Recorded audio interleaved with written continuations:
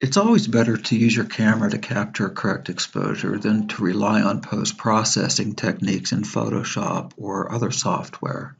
Still, there are times when you cannot get an ideal exposure and some post-processing is indicated. Some of the most useful features in Photoshop for photographers are its capabilities to alter the tone and the color of an image. We'll be looking at a number of different tools, including levels and curves. Now, earlier we looked at the histogram, and it's important to understand that. If you need a refresher, review the YouTube video I made about histograms. I've also spoken about color and its three main parts: hue, saturation, and value. I've included a link to a handy tutorial I found about color, so take some time to look at that. On Blackboard, under week 11, there are 3 files. These are the ones that I'm going to be using for this tutorial. GrayRamp 100 is a JPEG. GrayRamp 60 is a TIFF. If you don't know the difference, don't worry about it. It won't matter in this particular instance. Fence is a photo by Ben Long, who happens to be the author of our book. So here are the 3 files. This first figure shows a gradient that goes from black all the way to white. Now if you look at the histogram right up here, it confirms that the image contains all the values from black to white. The image has a lot of contrast.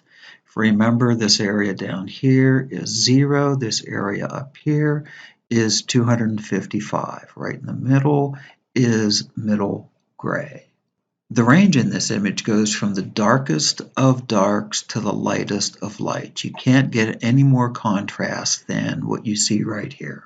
The second image, the TIFF, contains a gradient with a smaller range of values, 80% black to 20% black. There are no dark or completely black tones, and there are no light or completely white tones either. The histogram confirms that the tones fall within the middle range. There's not a lot of contrast in this image. In other words, the range between the darkest dark, indicated here, and the lightest light, as indicated here with the histogram, is not very great. Now we can manipulate the tonal range to improve the quality of the image. We'll use this grayscale ramp to illustrate how that works, and then to apply it to a real image, we'll look at Ben Long's photo here of a fence. Back to this. Correcting the tone of an image is simply making sure that you have enough contrast in your image. The blacks, the whites, and all the grays look the way that you want them to look. And often, a tonal correction is the only adjustment you might need to make to a particular image. So sometimes a simple adjustment will make a dull, flat image look alive. And because colors are made up of tones as well as hues, fixing tones may brighten your colors as well. One of the easiest ways to correct tone is with the Levels tool. Levels can be used to alter the blackest and the whitest points in an image, and at the same time make the midtones darker or lighter. And in fact, you can alter the darks, the lights, and the midtones separately without altering the other regions. For example, you can brighten shadows without actually brightening the highlights. So back to this image here, the GrayRamp TIFF. Just as a reminder, we are missing 20% of the darkest tones that could possibly be in this image. We are also missing 20% of the lightest tones that could possibly be in this image. There's not a lot of contrast. Now we're going to use levels to correct the image by extending the tonal range. One of the most effective ways to use levels is not to apply it directly to the image, but to create something called an adjustment layer. If you look down at the bottom of the layers panel over here, you come down here and this little circle, half dark, half light, click on that and choose levels. and another window will open up here. So you can see that the levels control is built around a histogram of the image. Below the histogram are three input sliders. The left slider here points to 100% black in the histogram. The right slider points to 100% white. The center slider, which is also known as the gamma slider, it represents the midpoint of the tonal range. Directly below these sliders, there are numeric readouts of the positions of each slider. So notice that black is represented as 0, white is 255, and the midpoint has a value of 1.0, which represents the exact center between the blacks and the whites. The easiest way to understand what these sliders do is to use them. Notice that this slider starts at point 0. If I take where this histogram starts, that is around point 65, point 66, somewhere in there. If I take this slider and I drag it to where the histogram starts, and I'm going to end up changing this to 65 rather than 0, what I've done is remapped all the tones in this image. In other words, anything that was originally 65, 66 is now seen as a 0. Anything to the left of where I've moved the slider to is now going to be considered pure black. If you look at the right side of the actual image, you'll notice that the lightest values have not changed. That's the advantage of using levels. It allows us to change different parts of the tonal range independently while preserving the relationship amongst all the tones. Notice, in fact, that the gamma slider has not changed. It is still going to be at 1.0, which is halfway between the dark black slider and the light white slider. But I want you to notice something about the histogram, the real histogram. Notice that some of the bars of the histogram are missing. Well, here's what happens. This image has a limited amount of data to begin with. So when I remap all of those tones, this image does not have enough data to fill up all the new spaces that I have created. So some of those tonal values are left empty. To make the absence of those tones less noticeable to the human eye, Photoshop spaces those tones evenly across the spectrum.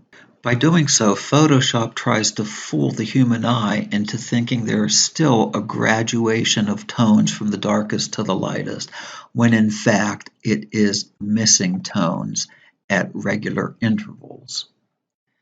We'll get back to that. Now let's do the same thing with white point. If we look at the actual image, there is no pure white in this image. That is very light gray. However, if we drag the white point slider from where it starts at 255, and if we drag it to where the histogram starts, it remaps what was a light gray and turns it pure white. Anything to the right of the slider now is going to be turned pure white. The shadows are still nice and dark. Just like the black point adjustment, adjusting the white point does not change the darks. Notice the middle slider changes, but still maintains that midpoint of 1.0 between black and white. When we look at the actual histogram, please notice that Photoshop has stretched out all of the values after we made that white point adjustment. When you look at the histogram, you will notice the same holes that you did after adjusting the black.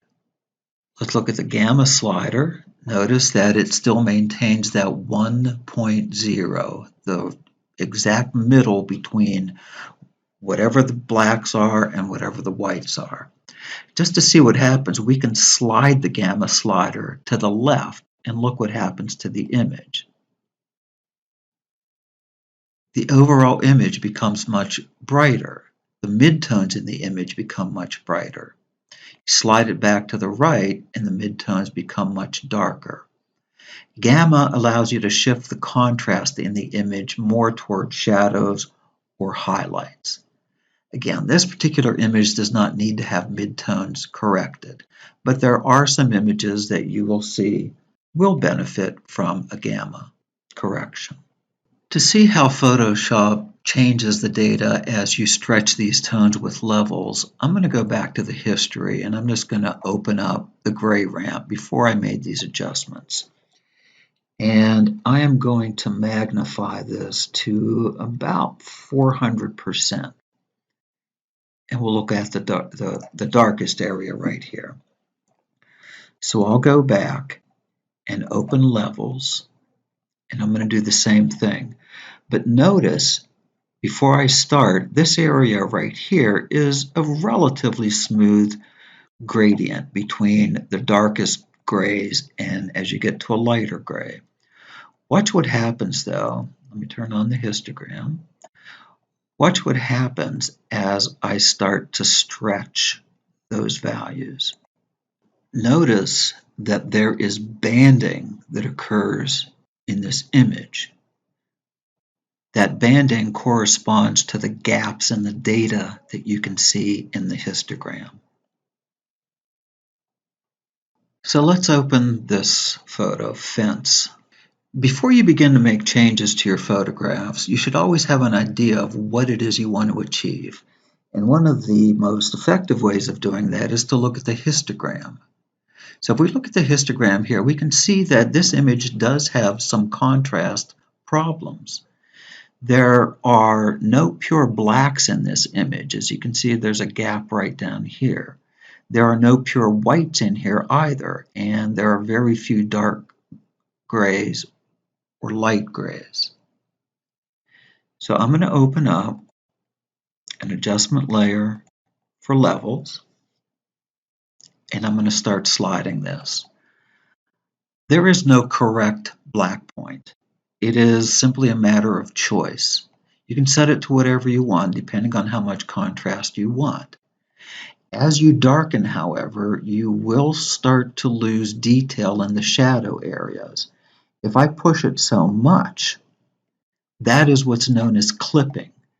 Now you see this line here in the histogram. That represents all of the black tones in this image that could have some kind of value to them, but have been turned black. And that's represented by mainly this part of the image right here. That's called clipping. So you don't really want to push things that far. So I'm going to take this slider, I'm going to move it back until I'm somewhat satisfied with the change in value or tone. Now I'm going to do the same thing with the white slider. So I'll take this and pull it over to where the main part of the histogram starts. And when I let go, if you check out the histogram now, it has much more contrast than when it started. When I started it, this is what it looked like. To turn it back on, that's what it looks like after I've made the changes in levels. Notice again the gaps in the data in the histogram. The same way that I clipped the blacks, if I tend to push this too far, it clips the whites, meaning that, see these areas of the clouds up here? Those have been turned pure white. There's no detail. And that's represented by this line right here in the histogram, which indicates clipped whites.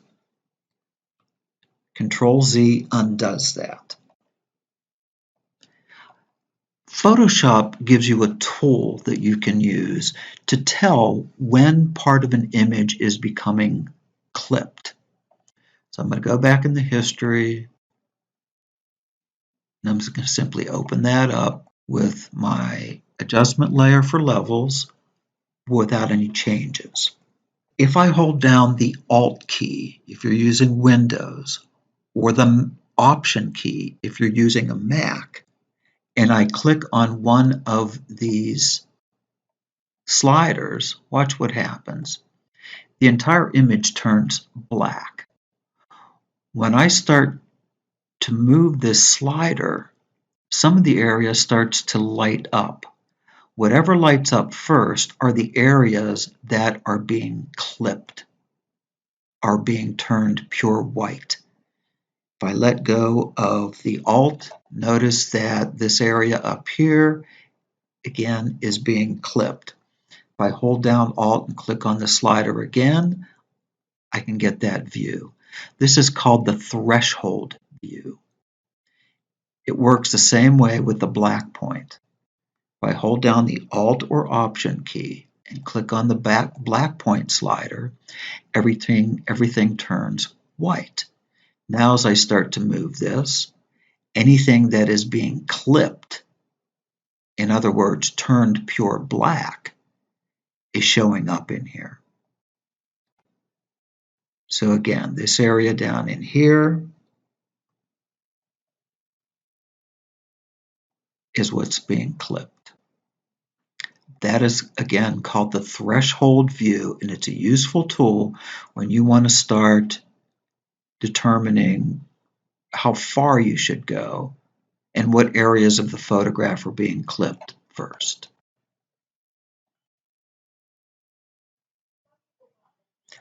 There is no threshold view for the gamma slider, the one in the middle, but if I push this to the right, the midtones become darker. If I push it towards the left, the midtones become lighter. Using levels to adjust contrast is often a matter of taste. Yes, you can go too far, and it's quite obvious when you do, but there is no right or wrong way to do it. It's a matter of your preferences. What I suggest that you do is find a photograph that you shot this semester. And in fact, that's going to be one of the assignments.